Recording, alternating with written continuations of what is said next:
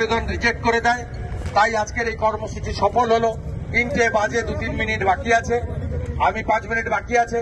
এখানেই শেষ করছি। Kolkata high court single bench, division bench এবং বিশেষ করে দক্ষিণ কলকাতা বা কলকাতার বা পার্শ্ববর্তী এলাকার যে শত শত মানুষ আজকে এত জটিলতা প্রতিকূলতার মধ্যে দিয়েও এই মিছিলে হেঁটেছেন, তার মধ্যে দিয়ে প্রমাণ হয়েছে সরকারি জমি আমরা বিক্রি করতে দেব না।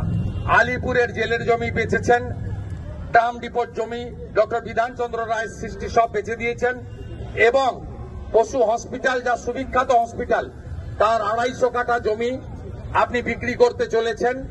তার বড় একটা অংশের টাকা আপনার পরিবারের ফান্ডে যাবে এবং আপনার দলের আগামী নির্বাচনে খরচ হবে।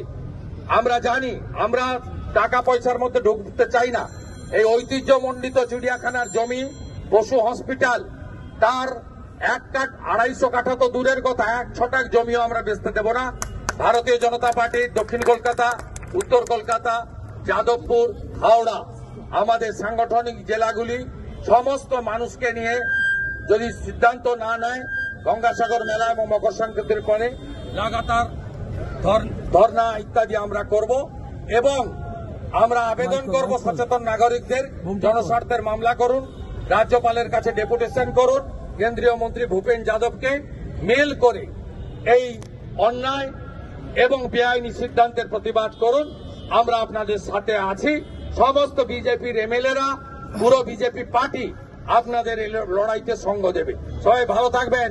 भारत माता की, भारत माता की जय श्री राम।